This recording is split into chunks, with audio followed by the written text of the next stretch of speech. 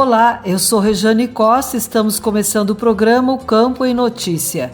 Vamos trazer neste espaço o resumo da semana com os fatos mais importantes para quem vive no campo e para quem quer estar atualizado com os acontecimentos rurais.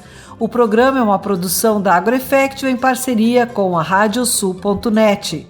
E vamos aos destaques. Prazo para a entrega da declaração do ITR inicia neste dia 16 de agosto. Gado holandês contará com 140 exemplares na Expo Inter 2021. Nova seletiva ao freio de ouro ocorre nesta semana em Esteio. Segundo o leilão virtual de Aliança, alcança bons resultados na oferta de gado geral. Conab prevê produção de grãos em 254 milhões de toneladas impactada por clima adverso. Ministério e Secretaria da Agricultura traçam estratégias para evitar ingresso da peste suína africana no estado. E ainda, as cotações das principais commodities agropecuárias, a previsão do tempo, a agenda de eventos e remates e as notícias da rede. O programa O Campo em Notícia conta com a parceria de rádios que formam rede com o nosso noticiário. Estão conosco as rádios Poatã de São José do Ouro, Fandango de Cachoeira do Sul, Soledade de Soledade, Cidade de Cacique Doble, Integração de Restinga Seca, 107 de Tapejara, Minuano de Alegrete, Delta Difusora de Bagé, 96 FM de Uruguaiana, Pitangueira de Itaqui, Sorriso de São Martinho, Difusora de Arroio Grande e Missioneira de São Luís Gonzaga, além da rádio Sintargues. Vamos agora com a previsão do tempo no programa O Campo em Notícia.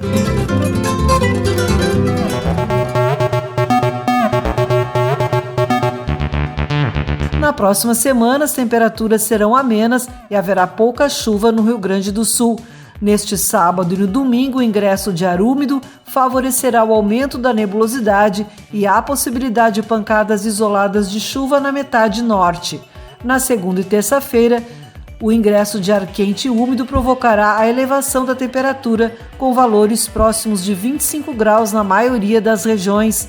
Na quarta-feira, o tempo firme com temperaturas amenas seguirá predominando na maior parte do estado, porém, a aproximação de uma frente fria deverá provocar pancadas de chuva na fronteira oeste, Campanha e Zona Sul. Os totais de precipitação deverão ser inferiores a 10 milímetros na maioria das regiões. Apenas no extremo sul, na Serra do Nordeste e no litoral norte, os volumes oscilarão entre 10 e 20 milímetros. Vamos agora com o resumo das notícias agrícolas desta semana.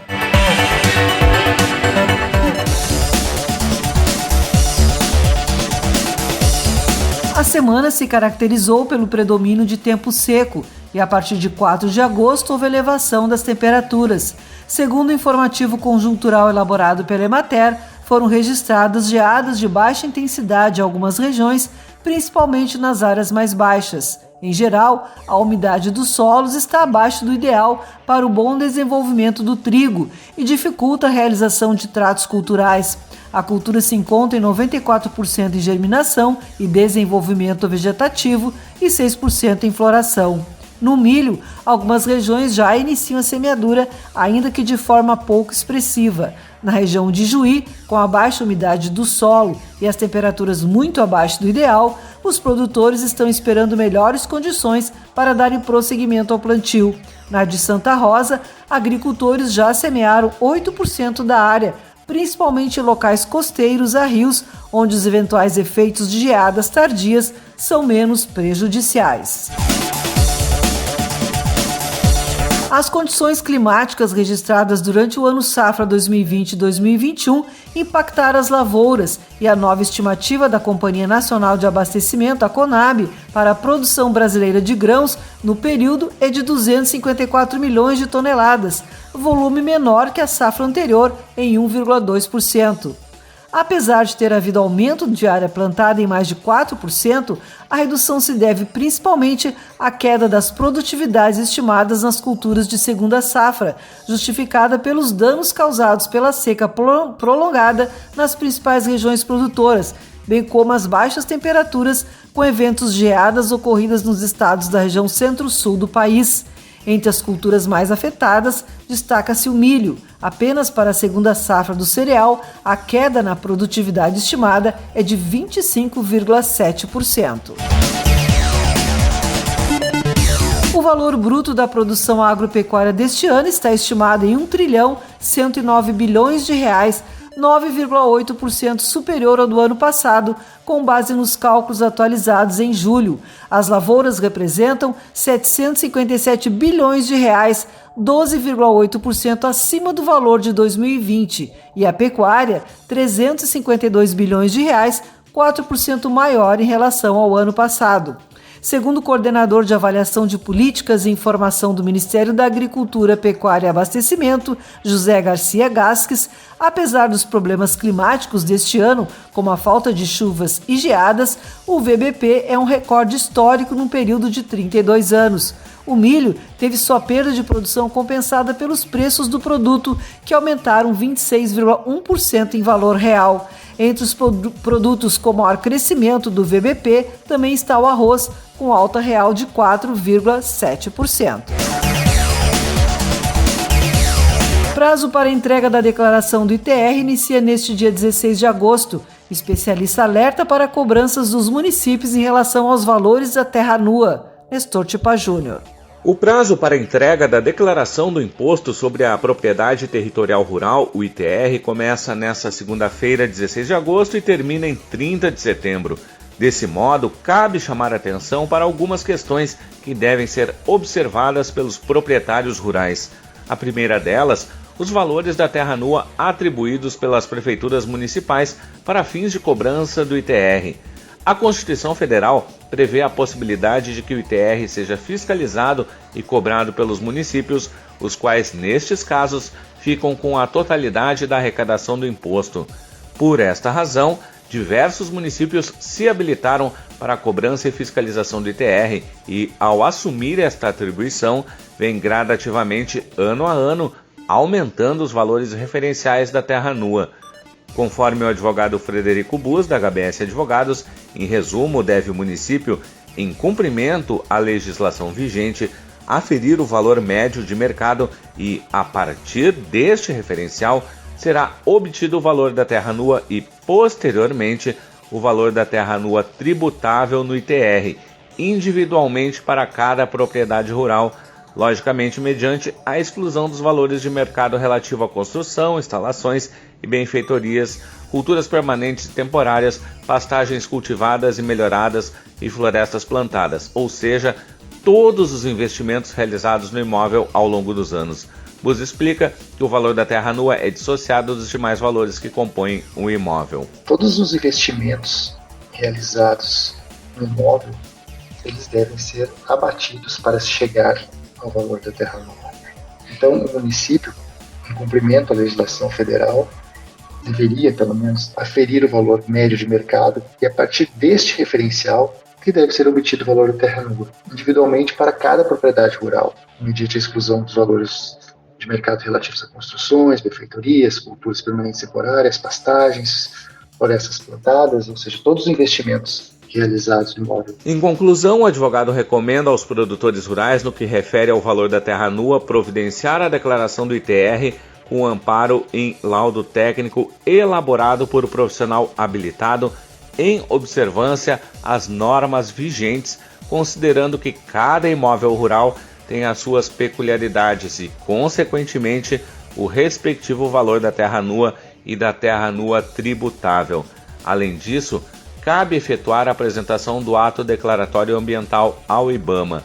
Importa destacar, contudo, caso a Receita Federal efetue a glosa destas áreas não tributáveis, tão somente em razão da não apresentação do ADA, o entendimento dos tribunais resguarda o direito do contribuinte, desde que preenchidos os demais requisitos legais. Para o Campo e Notícia, Nestor Tipa Júnior. Obrigada, Nestor. As exportações do agronegócio do Rio Grande do Sul somaram 4 bilhões e 600 milhões de dólares no segundo trimestre de 2021, uma alta de 42% em valor na comparação com o mesmo período do ano anterior. Entre os setores mais representativos do segmento, o desempenho no trimestre foi puxado pelo complexo soja, carnes e produtos florestais, enquanto fumo e seus produtos, cereais, farinhas e preparações tiveram resultado abaixo do registrado no segundo trimestre de 2020. Em termos absolutos, o incremento foi de 1 bilhão 400 milhões de reais, o que garantiu o segundo melhor trimestre em vendas do estado desde o início da série histórica em 1997, perdendo apenas para o terceiro trimestre de 2013. No acumulado dos 6 primeiros meses de 2021, a alta nas exportações gaúchas do agronegócio foi de 30,5% em valor na comparação com o primeiro semestre de 2020, atingindo 6 bilhões e 600 milhões de dólares. As exportações do agronegócio em julho deste ano chegaram ao valor recorde de 11 bilhões 290 milhões de dólares, 15,8% superior ao exportado no mesmo mês do ano passado. De acordo com a análise da Secretaria de Comércio e Relações Internacionais do Ministério da Agricultura, Pecuária e Abastecimento, o crescimento das exportações está ligado à elevação do índice de preços dos produtos do agronegócio exportados pelo Brasil, que foi de 28,5% na comparação entre julho de 2020 e julho de 2021. Por outro lado, o índice de Quantum das exportações apresentou queda de 9,9%. Mesmo com queda do volume exportado, o forte incremento dos preços internacionais dos produtos exportados fez com que o valor atingisse um montante histórico que ressaltam os analistas da Secretaria. O Porto do Rio Grande realizou na última semana uma de suas maiores operações de descarregamento de fertilizantes a granel da história.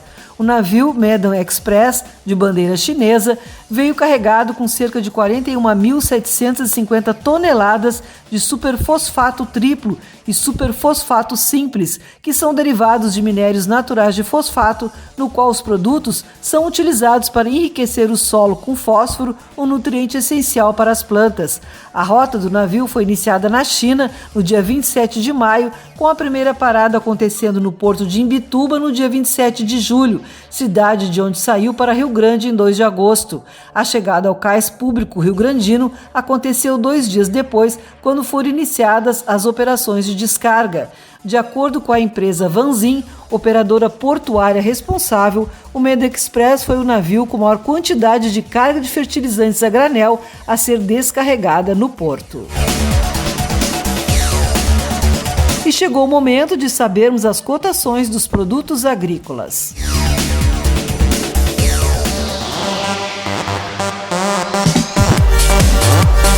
Os números são da Emater do Rio Grande do Sul. Arroz em casca, preço médio de R$ 75,26 a saca de 50 quilos. Feijão, preço médio de R$ 250,53 a saca de 60 quilos. Milho, preço médio de R$ 89,03 a saca de 60 quilos. Soja, preço médio de R$ 155,22 a saca de 60 quilos. Trigo, preço médio de R$ 81,08 a saca de 60 quilos. O programa Campo em Notícia faz uma parada e retorna em seguida com mais informações.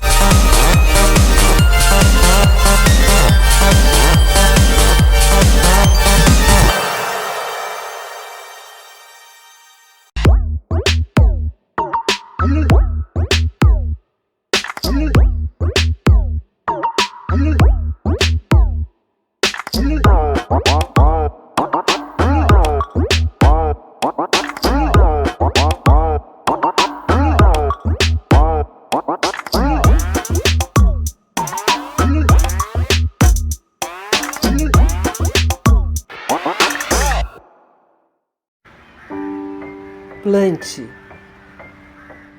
Plante amor, solidariedade, perdão. São insumos para uma colheita de alegria, sucesso e paz.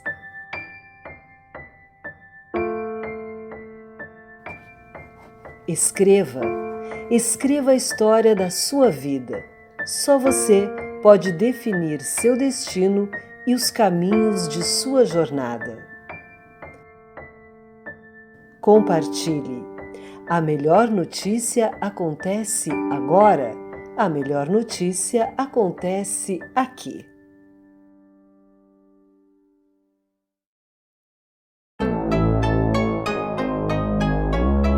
O que estas pessoas têm a ver com agro?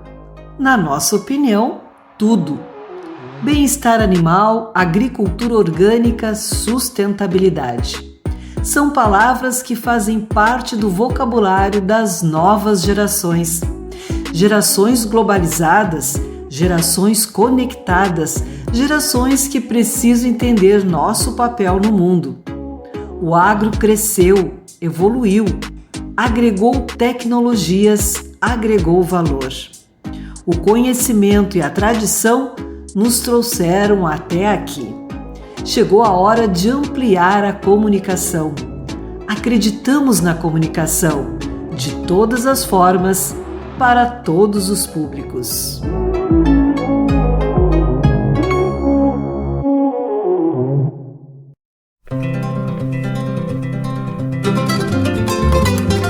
Estamos de volta com o programa O Campo em Notícia, uma produção da AgroEffective em parceria com a Radiosul.net. Vamos agora com as cotações dos produtos pecuários.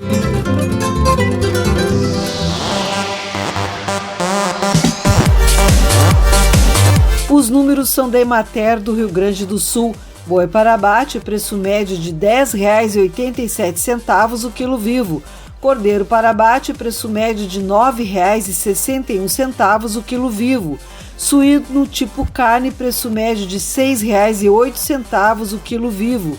E a vaca para abate, preço médio de R$ 9,81 o quilo vivo.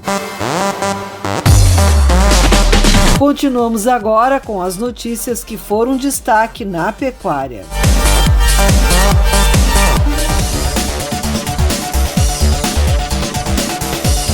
A ocorrência de peste suína africana na República Dominicana segue mobilizando o Serviço Veterinário Oficial e o setor privado no Rio Grande do Sul. Em reunião promovida pela secretária da Agricultura, Silvana Covatti, o presidente do Fundo de Desenvolvimento e Defesa Sanitária Animal, Fundesa, Rogério Kerber, reafirmou o empenho do setor privado no alerta e orientação de produtores e técnicos sobre os riscos do ingresso da doença no país. Explicou que todas as orientações sobre biosseguridade estão sendo passadas aos produtores. Kerber disse ainda que o fundo está atuando diretamente em parceria com técnicos da Secretaria da Agricultura, Pecuária e Desenvolvimento Rural e o Ministério da Agricultura, bem como com o Comitê Estadual de Sanidade Suína para o reforço da prevenção. Levantamentos da Associação Brasileira de Proteína Animal, a BPPA, indicam que as exportações brasileiras de carne suína, considerando todos os produtos entre in natura e processados, alcançaram 102.700 toneladas em julho, volume que supera em 2,2% o desempenho registrado no mesmo período de 2020, com 100.400 toneladas. Em receita, as exportações totalizaram 246.400 mil dólares, resultado 21,3% superior ao alcançado em 2020. No acumulado entre janeiro e julho, as exportações de carne suína alcançaram 665.400 toneladas, volume 14,76% maior do que o registrado no mesmo período de 2020. Com isto, o resultado das vendas acumuladas no período chegou a 1.596 milhões de dólares, número 24,8% maior que o realizado no mesmo período do ano passado. Faltando menos de um mês para a Expo Inter, a Associação Brasileira de Hereford e Braford, a BHB, torna público o número de animais Hereford e Braford que irão participar desta edição. No total, 250 exemplares vão desfilar pelas pistas do Parque de Exposições Assis Brasil em Esteio. Serão 127 animais da raça Hereford e Paul Hereford e 123 da raça Braford, de 33 expositores, oriundos dos estados do Rio Grande do Sul, Santa Catarina e Paraná. Na avaliação do presidente da BHB, Eduardo Soares, este número é reflexo de todo o trabalho realizado pela entidade. Afirma que isso atesta a confiança que o criador vem depositando na associação, a começar pela exposição nacional, em que se teve um número expressivo de participantes. Além disso, o dirigente destaca ainda que a feira também irá impulsionar as vendas da temporada de primavera. Gado holandês contará com 140 exemplares na Expo Inter 2021. Segundo a Gado Holando, serão 19 expositores de 16 diferentes municípios gaúchos participando da feira deste ano. Nestor Tipa Júnior. A raça holandesa contará na Expo Inter 2021 com 140 exemplares vindos de 19 expositores localizados em 16 municípios gaúchos. Os números foram apresentados pela Associação dos Criadores de Gado Holandês do Rio Grande do Sul, a Gado Holando, após o encerramento das inscrições. Os animais participam dos campeonatos da feira e poderão ser inscritos no concurso leiteiro da raça holandesa. Segundo o presidente da Gado Holando, Marcos Tang, a raça holandesa, através de seu criador, se profissionalizou e momentos como a Expo Inter são uma oportunidade de apresentar o melhor da sua propriedade. Além disso, também é o espaço em que os produtores poderão trocar informações e conhecimentos. E o nosso produtor, apesar de tudo que estamos trabalhando aí na cadeia leiteira, a alta dos insumos, o alto custo para a produção de 1 litro de leite, ele também vê na feira, na exposição, um momento de debate, de troca de ideias e até de confraternização com seus pares. E numa exposição, a coisa mais importante para mim como expositor é o convívio com os demais. Ver os outros animais, ver que genética ele está usando, ver que tipo de alimentação ele está fazendo e até mesmo quais são as saídas que ele está encontrando para a crise. O dirigente reforça que o público presente poderá acompanhar os animais que hoje têm a melhor média nacional de produção por vaca. Tang observa também que, pelo fato de que ocorreram poucos eventos desde o início da pandemia, este é o momento dos criadores apresentarem gerações genéticas que não puderam ainda ser expostas em eventos oficiais. Para o Campo e Notícia, Nestor Tipa Júnior. Obrigada, Nestor. A Expo Inter contará com a participação de 2.820 animais de argola.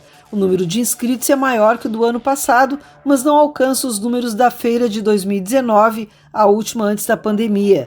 As associações de criadores têm ainda até 18 de agosto para inscrever bovinos rústicos e equinos destinados exclusivamente a provas e leilões. O destaque ficou por conta da participação dos ovinos. Serão 14 raças e mais algumas de suas variedades naturalmente coloridas. Ao todo, 810 ovinos foram inscritos na exposição. O número supera inclusive o de 2019. Entre os bovinos de corte, participarão dos julgamentos 15 raças e 436 exemplares. Já nos bovinos de leite, serão 332 animais de 4 raças. Nos equinos, serão 9 raças, com destaque para o Percheron, que está aumentando a sua participação, com 19 animais inscritos. Ao todo, serão 607 animais. Nessa semana está sendo realizada mais uma das classificatórias que darão ingresso para o Freio de Ouro 2021. Marcado no calendário da raça crioula, a classificatória gaúcha norte acontece no Parque de Exposições Assis Brasil em Esteio. Sob as medidas sanitárias necessárias para a não proliferação da Covid-19, a prova seguirá o protocolo estabelecido pela Associação Brasileira de Criadores de Cavalos Crioulos, ABCC, desde o início da pandemia. No total, mais de 16 vagas, 8 machos e 8 fêmeas estarão em jogo para a grande final da modalidade. 2 trios de jurados atuarão na seletiva. Otávio de Aragão Oliveira, Rodrigo Albuquerque Pi e Roger Gigena Reg formam o trio de avaliadores na categoria fêmeas. Já na divisão machos, o julgamento estará a cargo de Gustavo Arnich, Mário Mogra Sunhê e Telmo Raimundi Ferreira. O segundo leilão virtual de gado geral, realizado pela aliança da Trajano Silva Remates com a Ferreira e Pedrotti Agronegócios Remates, nesta semana, ofertou genética de qualidade. A transmissão ocorreu pela Trajano Web, sob a responsabilidade do leiloeiro e diretor da Trajano Silva Remates, Marcelo Silva. A média registrada entre machos e fêmeas ficou em R$ 4.325. O destaque foi para o primeiro lote de vacas da GAP Genética, que abriram o leilão e atingiram o valor de R$ 8.600 cada uma. De acordo com Marcelo Silva, a comercialização dos animais ocorreu com preços dentro do esperado pelo mercado. Explicou que com as pastagens acabando e o início do preparo das áreas para o plantio de soja a partir de 1º de setembro, os preços devem voltar aos patamares anteriores. O leiloeiro estima ainda que em novembro o boi gordo deverá ser vendido a R$ 13 o quilo. Vamos conferir agora as agendas de eventos e remates.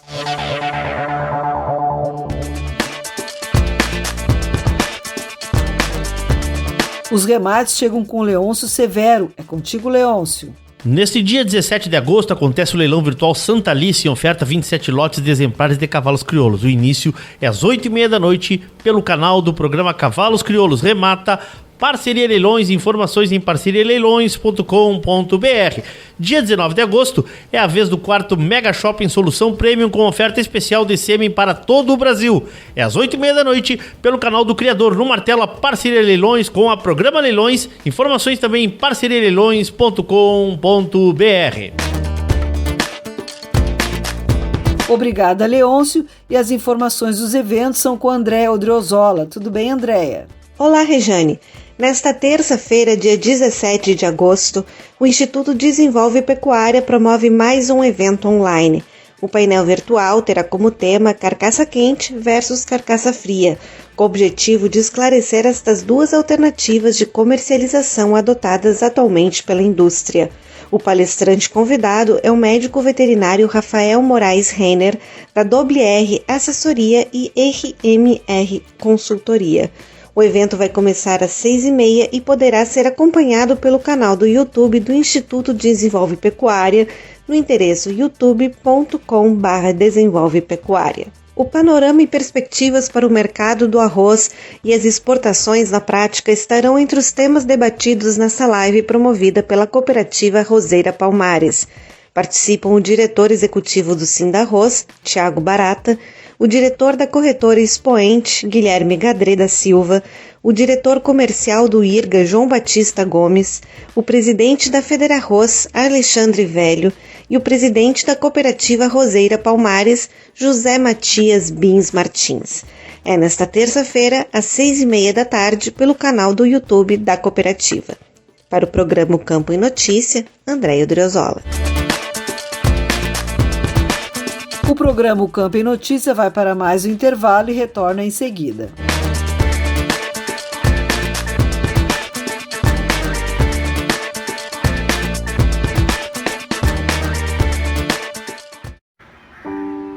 Plante. Plante amor, solidariedade, perdão. São insumos para uma colheita de alegria, sucesso e paz.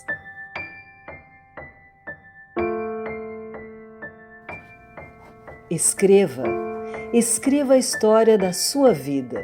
Só você pode definir seu destino e os caminhos de sua jornada. Compartilhe. A melhor notícia acontece agora. A melhor notícia acontece aqui.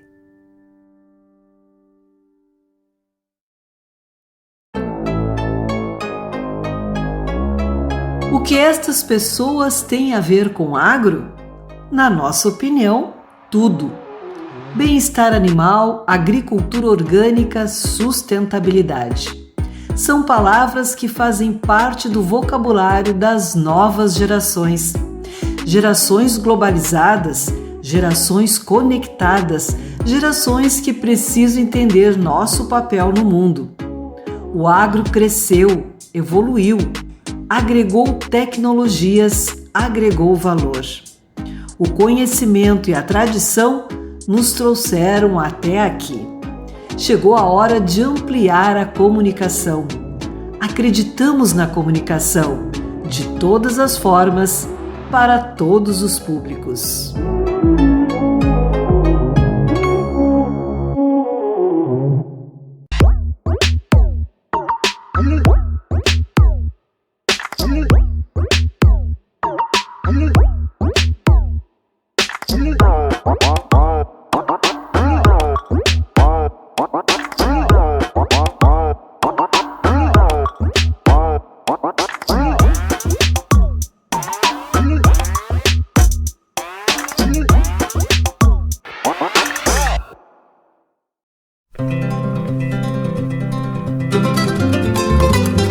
Estamos de volta com o programa O Campo em Notícia, uma produção da AgroEffect em parceria com a Radiosul.net.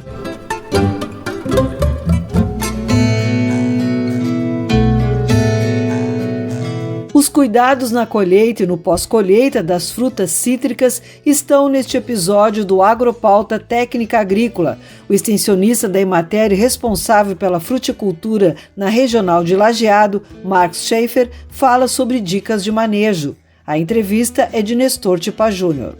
Hoje aqui no nosso Técnica Agrícola a gente vai falar de citricultura, mais precisamente sobre a questão dos manejos que são feitos aí na colheita e no pós-colheita.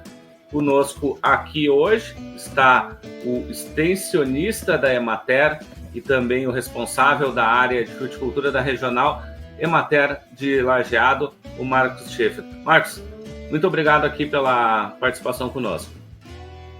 Obrigado pela oportunidade e saúdo a todos os participantes dessa live e dessa transmissão.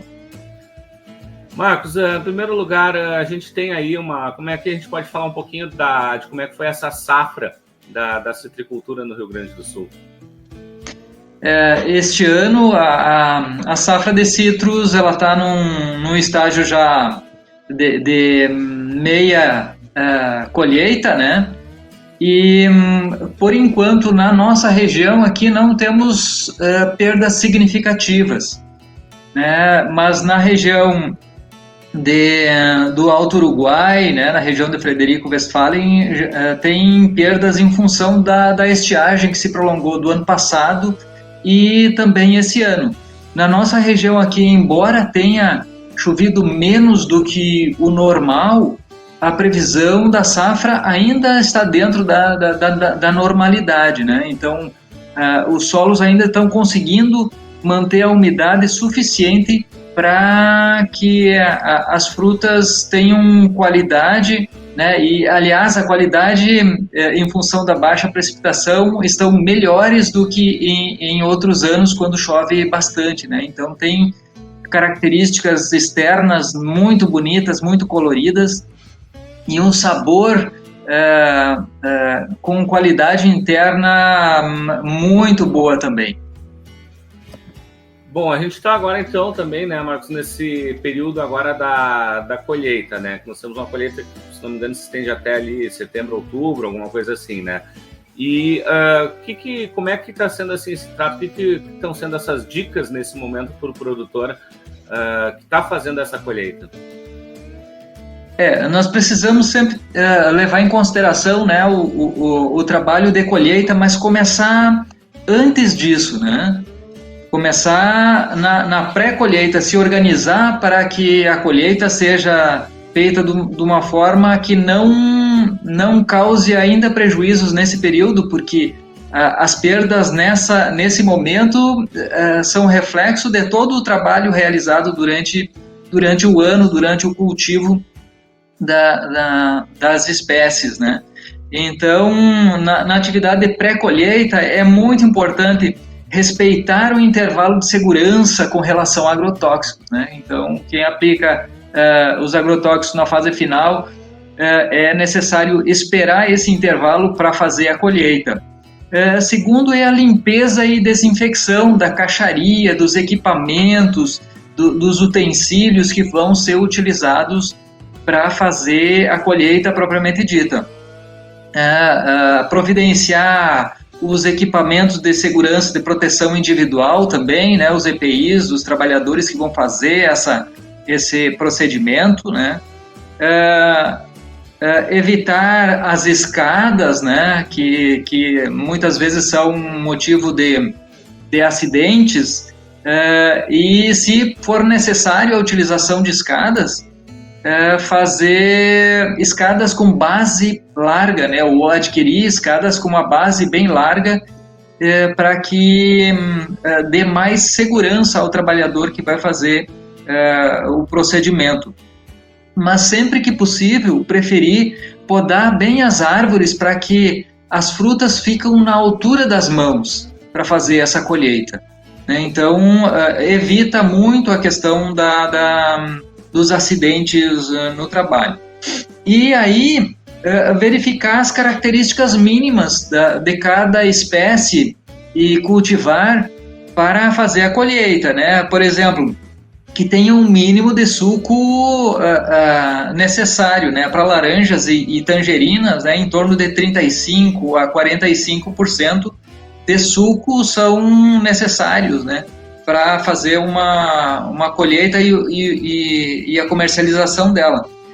Verificar a questão do solo e dos solúveis, né, que é a doçura dela, que dá para verificar com um equipamento, né, que dá o grau Brix dessa fruta, que em laranjas e tangerinas em torno de 9 a 10 graus para fazer a colheita, e observar a coloração dessa fruta, né, externamente e internamente, porque, por exemplo, no início do processo de colheita das bergamotas mais precoces, quando ainda no Rio Grande do Sul não ocorreu muita temperatura baixa, não teve amplitude térmica suficiente, a casca externa às vezes fica meio esverdejada ainda, né? Fica um pouco verde, não toma as cores amarelas e laranjas características da fruta madura. A entrevista completa você confere no Agropauta Web TV no YouTube. Vamos trazer o giro de notícias pelas rádios parceiras do programa O Campo em Notícia.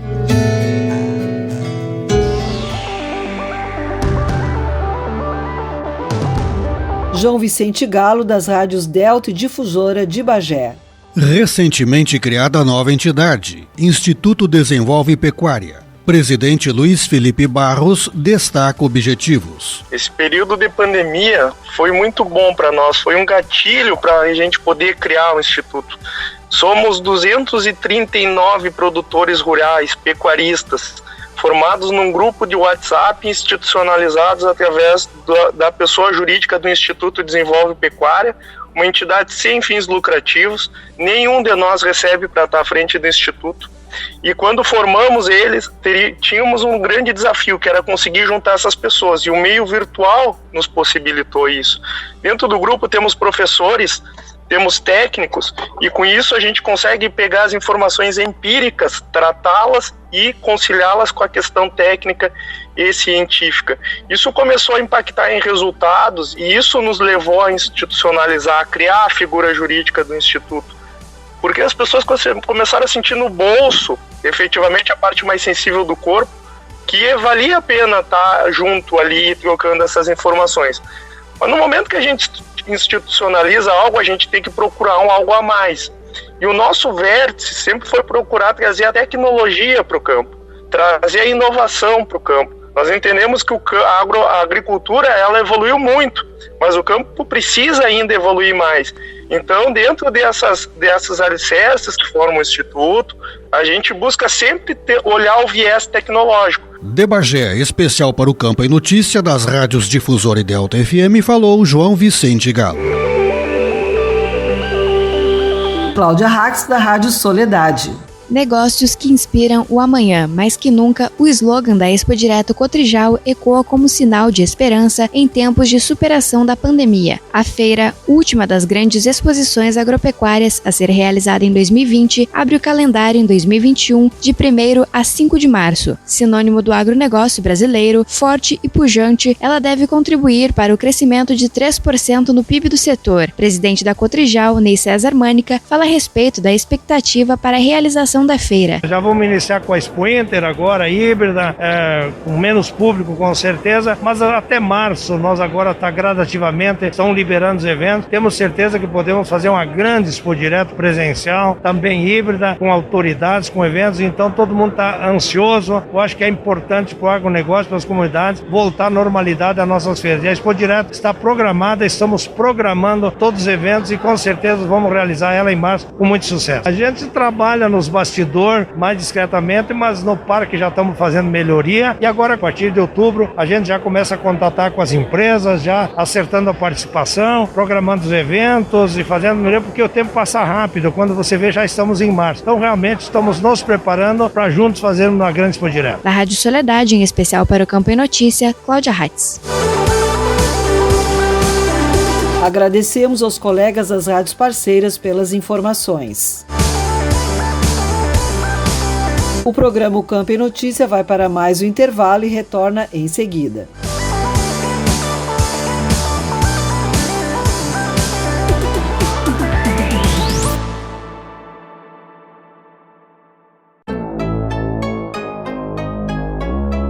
O que estas pessoas têm a ver com agro?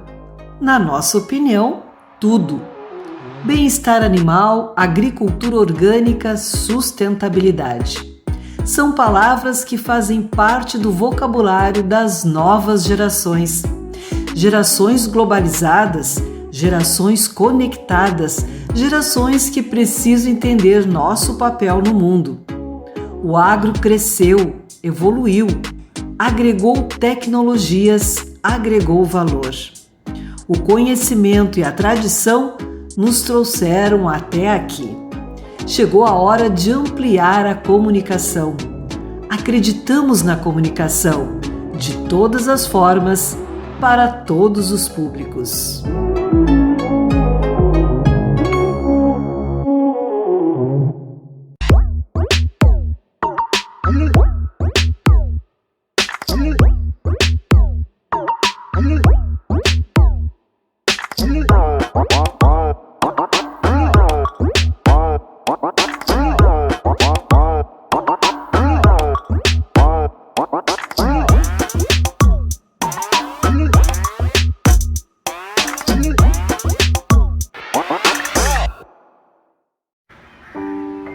Plante. Plante amor, solidariedade, perdão. São insumos para uma colheita de alegria, sucesso e paz.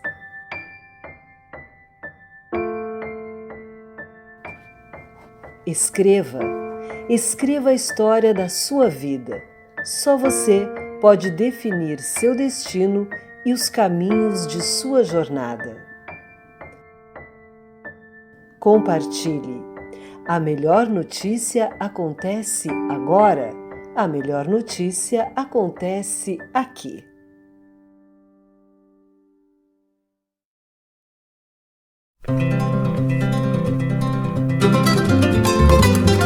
Estamos de volta com o programa O Campo em Notícia, uma produção da AgroEffective em parceria com a Radiosul.net.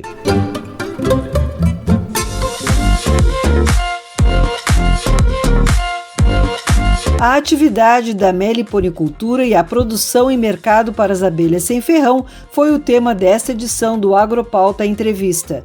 Conversamos sobre este assunto com o presidente da Associação dos Meliponicultores do Vale do Alto Taquari, a AMEVAT, Nelson Angnes. Hoje eu vou conversar com Nelson Angnes, presidente da Associação dos Meliponicultores do Vale do Taquari, a AMEVAT, sobre as abelhas sem ferrão. Tudo bem, Nelson? Olá, bom dia, tudo bem. Vamos começar o nosso bate-papo falando sobre a origem dessas abelhas, como elas surgiram e quantas espécies de abelhas sem ferrão existem aqui no Rio Grande do Sul. Bom, segundo as pesquisas de informações que a gente tem, que as abelhas surgiram há mais ou menos há 125 milhões de anos atrás, quando surgiram as primeiras vegetações com flores angiospermas, né? Flores angiospermas que dão frutos, dentro delas sementes, né? E através das sementes, né, a gente sabe que se originam outras plantações, outras árvores, né, que também vão gerando produção de flores e frutos e sementes, né? Então, assim, isso faz mais ou menos as árvores, quando surgiram, logo depois surgiram as abelhas nativas, né? As abelhas, né? No modo geral, as abelhas, os insetos abelhas, né? E surgiram através de uma vespa, né? Que é uma vespa uma vespa ancestral, né? Então, dali surgiram as primeiras abelhas, há 125 milhões de anos atrás. Certo.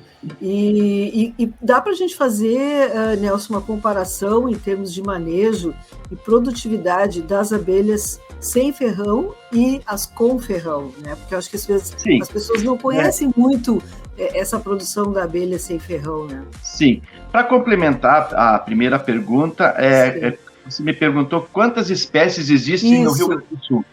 Bom, as espécies catalogadas aqui no Rio Grande do Sul são 24 espécies até o momento. Mas a gente sabe que o número de espécies é muito mais do que isso, né? Porque nós temos as abelhas introduzidas há mais de 2 décadas, abelhas de outros estados do Rio Grande do Sul, que amplia o leque das nossas abelhas aqui no Rio Grande do Sul. Temos também as abelhas solitárias, que não estão contempladas nesse catálogo ali das abelhas nativas, né? Então, o número, mais ou menos, ele ultrapassa das 30, 40 espécies aqui no Rio Grande do Sul.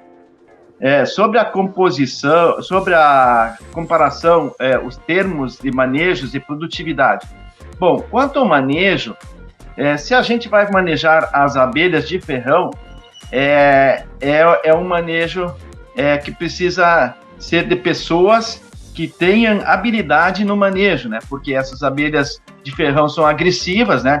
Primeiramente, elas têm que ser criadas longe do convívio das pessoas, né? Segundo lugar, precisa ser manejada por pessoas, pelos apicultores, né? Que tenham todos os aparatos como uniformes especiais, né? Fumigadores, né? Todo o conhecimento de lidar com essas abelhas agressivas, né? E quanto às abelhas nativas, são abelhas completamente inofensíveis. Essas abelhas não têm ferrão, né? Primeiramente, elas não ferroam, então toda e qualquer pessoa pode adquirir uma colmeia de abelhas nativas, colocar no seu quintal, no seu pomar, para enfeite ou para, de repente, até fazer sua coletinha de mel, né? Porque essas abelhas, elas podem ser criadas e manejadas por diversas pessoas, pode ser por crianças, jovens, velhos, né? E a gente sabe muito que criar essas abelhas, ter essas abelhas na sua residência, na sua casa, é muito bom, né? Porque, primeiramente, assim, ó, tu vai estar ajudando a conservar essas abelhas, né? Segundo lugar, porque, assim, ó, essas abelhas, além de não fazer mal, elas fazem uma boa polinização das flores, elas fornecem um bom alimento, que é o mel, o própolis e o pólen, né? Então, assim, é uma abelha que tu pode criar tanto na cidade como tanto na zona urbana quanto na zona rural, né? Então, assim, precisa ter um pouquinho de conhecimentos, né? Da parte de como ter práticas adequadas, né, para lidar com essas abelhas, né, as abelhas nativas, né. A grande maioria, quando adquire uma colmeia e leva para sua casa, eles levam mais para enfeite no jardim, né, para ajudar a conservação. São pessoas que já se conscientizaram da grande importância da existência das abelhas nativas e da grande importância da gente continuar com as abelhas no mundo, né? Porque se nós não tivermos mais abelhas, certamente nós não vamos mais ter alimentação, nós não vamos mais ter polinização, né? Simplesmente o ser vivo da face da Terra simplesmente deixa de estar, né? Não vai existir mais, né? Porque vai faltar muita alimentação, né? Então são essas as comparações, né? Em termos de manejo e tem a parte da produtividade. As abelhas de ferrão, elas dão de 15 a 60 quilos de mel por ano, né? Enquanto que as abelhas nativas, nós temos diversas espécies, nós temos espécies de abelhas pequenininhas e maiores, né? Quanto menor as abelhas, menos produção de mel elas fazem, né? Então, assim, nós temos de 200 gramas até 3, 4, 5 quilos de mel por ano dessas abelhas nativas, né? E sempre salientando, né, quando a gente faz a coleta, tem que ser com moderação, né? Porque a gente sabe que no inverno, essas abelhas nativas, elas quase não trabalham, né? Elas não buscam néctar e pólen e própolis, né, na natureza. Então, a gente tem que ter moderação, porque elas fazem a colheita durante a primavera e verão e fazem um estoque para a sua alimentação para passarem o inverno aqui no Rio Grande do Sul. Então, a gente sempre leva muito essa conscientização das pessoas para ter esses cuidados com as abelhas, né? E então, assim, a colheita de mel sempre a gente faz com moderação, tá? Certo. E tem como a gente ter uma estimativa de produtores aqui no nosso estado? Sim, a estimativa de criadores na criação de abelhas nativas de forma racional, nós temos, assim, tipo, de 10 a 15 mil meliponicultores que a gente sabe que existem, né?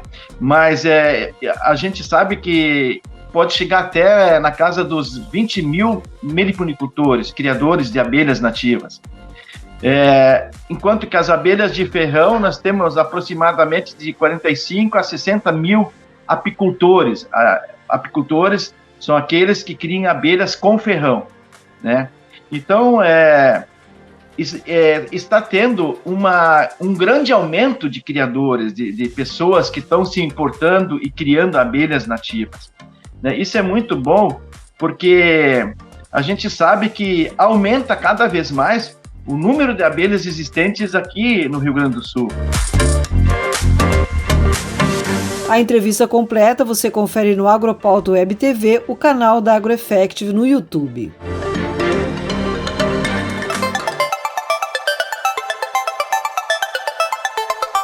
Nesta semana, no canal da AgroEffective no YouTube, será a vez do Agropauta Web Talks. O tema é o agro como propulsor da economia brasileira.